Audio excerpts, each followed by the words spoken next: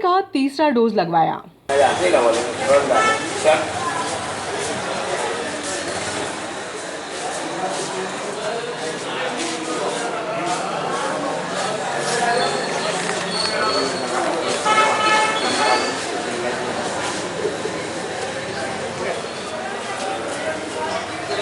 Covid के तीसरे dose को लगवाने के लिए गुरुवार को एसडीएम कार्यालय पर शिविर का आयोजन किया गया, जिसमें एसडीएम तहसील व अभिभाषकों ने टीका लगवाया।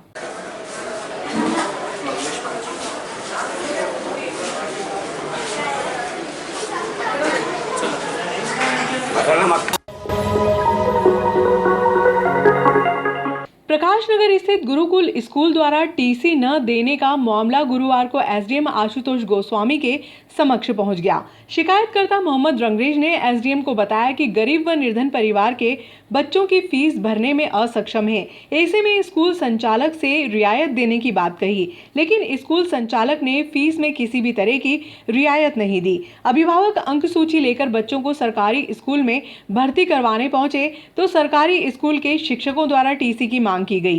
रंगरेज ने एसडीएम से बच्चों को सरकारी स्कूल में प्रवेश दिलवाने की मांग की। जी, आज मैंने श्रीमान अनुविभागीय अधिकारी को एक लेटर दिया है।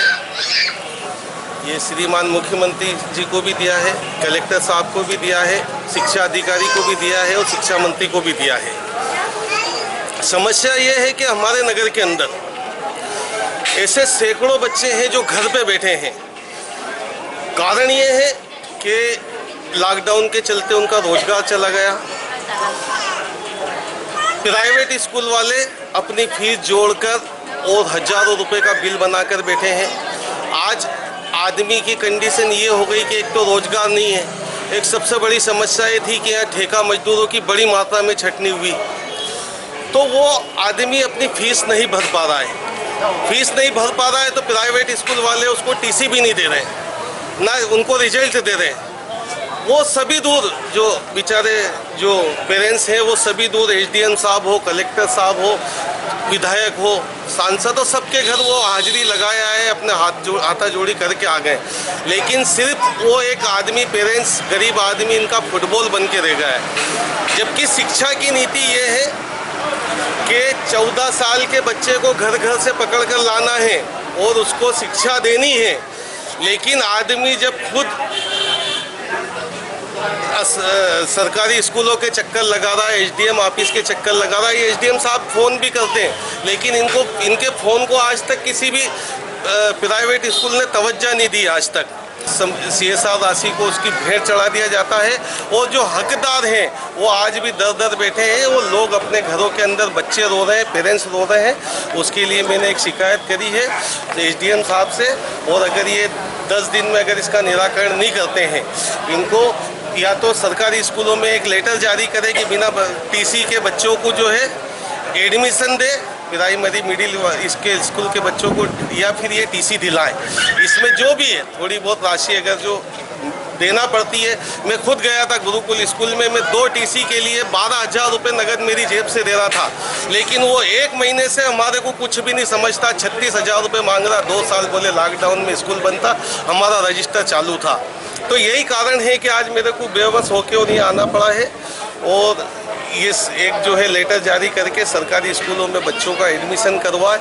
ये इनकी जवाबदारी भी है, इनकी नैतिकता भी बनती है और शासन की नीति भी है।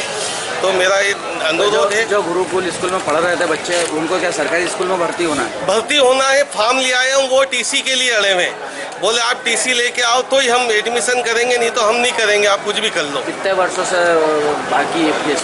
2 साल की लॉकडाउन से फीस बाकी है। वो लोग भर नहीं पाए, उसके पहले थोड़ा थोड़ा करके भर देते थे। हर आदमी, गरीब आदमी अपने हिसाब से फीस भर देता था। लेकिन आज कंडीशन ये बन गई है कि आदमी के पास फीस नहीं है, तो छोटे छोटे बच्चे घरों पे बैठे हैं, वो शिक्षा से दूर है।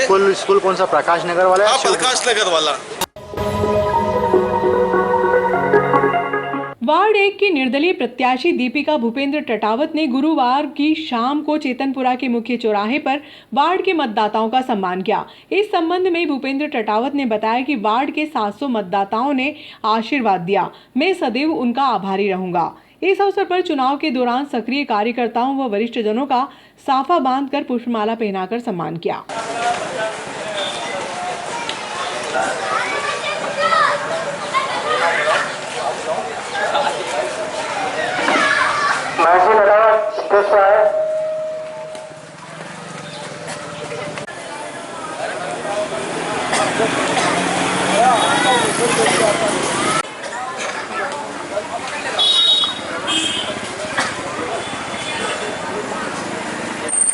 राजेश जी सर का स्वागत, अभिनंदन।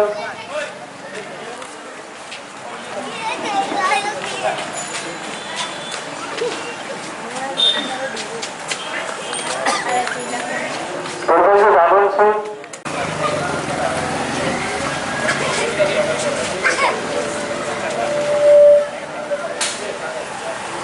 विजय जी प्रजापत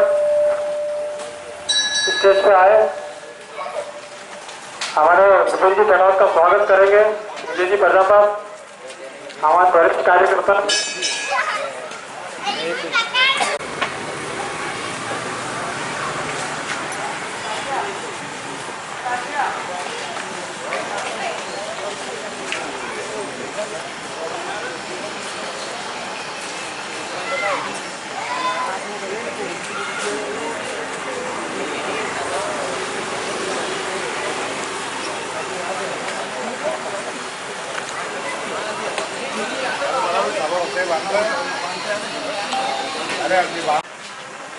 अरे इसको सही बांध दो यार।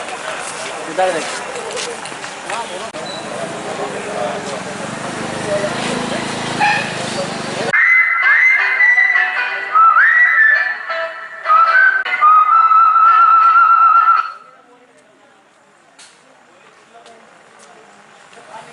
की ओर से बहुत बहुत आभार व्यक्त।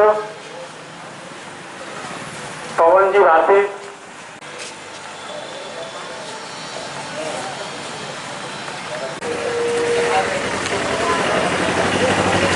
हेमंत जी जिनवाल,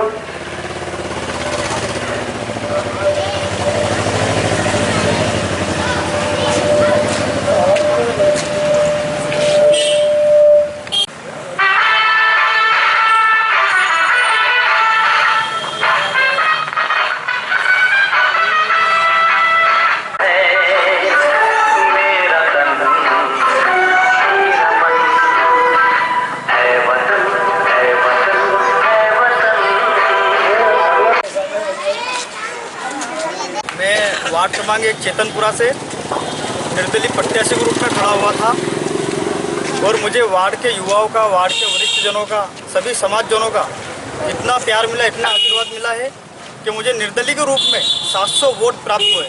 मैं उन सभी 700 मतदाता भाइयों का, बहनों का, माता बहनों का, सभी का आभार व्यक्त करता हूँ और मुझे आशा ही नहीं, पूरा विश्वास है कि मैं अगली बार फिर विजय होकर आऊँगा और आज भी विजयी हूँ। मैं 10-12 वोट कोई मायने नहीं रखते हैं। निर्दलीय के रूप में मैं 700 वोट लाया हूँ। सभी का आभार व्यक्त। धन्यवाद। बोला था आप अभी क्या बोला था आप? विधायक जी को ये बोल रहा था कि उनके खुद के कारण। सुर मत बोलो, इसके पहले और कुछ बोला। नवनिर्वाचित राष्ट्रपति द्रौपदी मुर्मू की जीत की खुशी का इजहार स्थानीय भाजपा कार्यकर्ताओं ने आतिशबाजी करके किया। मंडल अध्यक्ष सीएम अतुल के नेतृत्व में शहर के मुख्य मार्गों से भाजपा कार्यकर्ता रैली के रूप में निकले और कन्याशाला चौराहे पर पहुंचकर आतिशबाजी करके जीत की खुशी मनाई।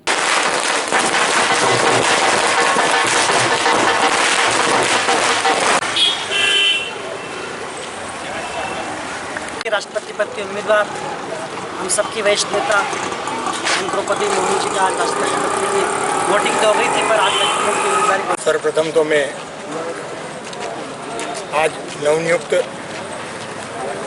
राष्ट्रपति श्रीमती द्रौपदी मुर्मू जी को बहुत बहुत बधाई देता हूं।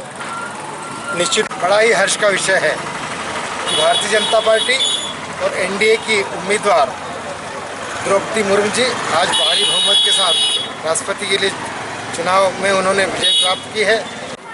उपस्थित सारे कार्यकर्ता बंधुओं, आज हमारे देश की राष्ट्रपति का चुनाव हो चुका है और हमारे देश की राष्ट्रपति करीब करीब जीत चुकी है और बहुत अंतर से जीती है। द्रौपदी मुर्मू जी, जिसको आदिवासी महिला को होते हुए भारतीय जनता पार्टी के वरिष्ठ नेताओं ने उनको अपना उम्मीदवार बनाया और वो विपक्ष को एकजुटता को तोड़ने में सफल रहे। जी, सम्मानीय मंच, उपस्थित सभी कार्यकर्ता साथियों, ये एक भारतीय जनता पार्टी की एक ऐसी पार्टी है जो एक पार्षद को सीधे राष्ट्रपति बना रही है। एक पार्षद के पद पे पहली बार 1997 में निर्वाचित हुई द्रौपदी मुर्मू। इसके बाद वो अपने भारतीय जनता पार्टी और बीजू जनता दल की जब सरकार थी तो 2 बार वो अपने क्षेत्र से विधायक रही, प्रदेश के अंदर मंत्री रही, राज्यपाल रही और राज्यपाल के बाद आज वो देश की राष्ट्रपति बन रही है। एक आदिवासी महिला को राष्ट्रपति तक बनाने का काम ये केवल भारतीय जनता पार्टी कर सकती है। बड़ा हर्ष का विषय है, भारतीय जनता पार्टी नगर मंडल के द्वारा आयोजित इस कार्यक्रम में मंडल के अध्यक्ष आदरणीय सीएम अतुल जी, हमारे वरिष्ठ नेता प्रदेश कार्य समिति के सदस्य आदरणीय डॉक्टर तेज बहादुर सिंह जी चौहान साहब, उपस्थित समस्त वरिष्ठ जन कार्यकर्ता बंधुओं।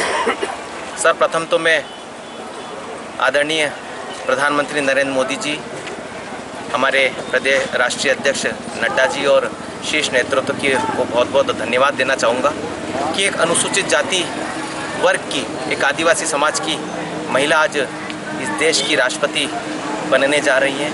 निश्चित रूप से पंडित दीनदयाल उपाध्याय जी के अंतिम पंक्ति पर बैठे हुए व्यक्ति को उदय की ओर ले जाना, ये इस बात को इंगित करता है और उसी विचार को लेकर भारतीय जनता पार्टी काम कर रही है। हम सभी लोग यहाँ पर बहुत ही हर्ष के विषय को लेकर एकत्रित हुए हैं। देश के संवैधानिक पद पर, सबसे बड़े पद पर आज निर्वाचित होने वाली महामहिम राष्ट्रपति जी द्रौपदी मुर्मू जी के निर्वाचन के पश्चात हम सब मित्रगण, राजनीतिक दल के कार्यकर्तागण, हम सारे लोग यहाँ पर आतिशबाजी करके उनके निर्वाचित होने का हर्ष व्यक्त कर रहे हैं। ये सौभाग्य है देश का, जब भी देश में एनडीए की सरकार बनी और एनडीए को ये अवसर मिला महत्वपूर्ण भूमिका में राष्ट्रपति के बनाने के अवसर जब एनडीए के पास आए, ऐसे देश में पिछले 3 अवसर बने और तीनों अवसर पर एनडीए ने एक विशेष वर्ग के लोगों को, सबसे ज़्यादा शोषित, पीड़ित, दलित वर्ग के लोगों को इस अवसर पर आगे लाकर जो एक अंत्योदय का विषय है, एक जो गरीबी के अंदर जीने वाले सबसे गरीब दलित व्यक्ति के उत्थान का जो विषय है,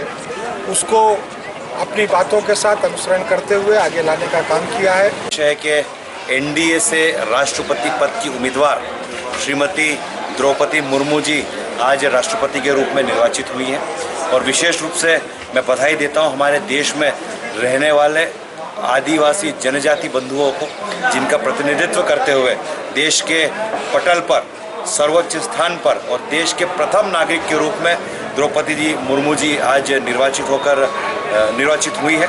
मैं उन आदिवासी भाई बहनों को बहुत बधाई एवं शुभकामनाएं देता हूं। भारतीय जनता पार्टी ने इस बात को सिद्ध किया है कि भारत के अंदर जो पॉलिटिकल डायनास्टी लगातार अपने प्रभाव से, अपने इशारों से जो सर्वोच्च स्थानों को कैप्चर करने का प्रयास कर रही थी, भारतीय जनता पार्टी और एनडीए ने इस बात को सिद्ध किया है कि ऐसे सर्वोच्च स्थानों पर देश के हर वर्ग के व्यक्ति का अधिकार है। पूर्व में देश के हमारे सर्वोच्च स्थान पर एपीजे अब्दुल कलाम रहे, जो कि बहुत बड़े साइंटिस्ट थे। एक दलित व्यक्ति को हमने राष्ट्रपति श्री कोविंद जी वहाँ पर राष्ट्रपति रहे। आदिवासी जनजाति समूह कहीं ना कहीं छूट रहा था, तो देश में ये वातावरण भी हमने सिद्ध किया कि देश में जनजाति आदिवासी समूह से भी सर्वोच्च स्थान पर कोई व्यक्ति होना चाहिए।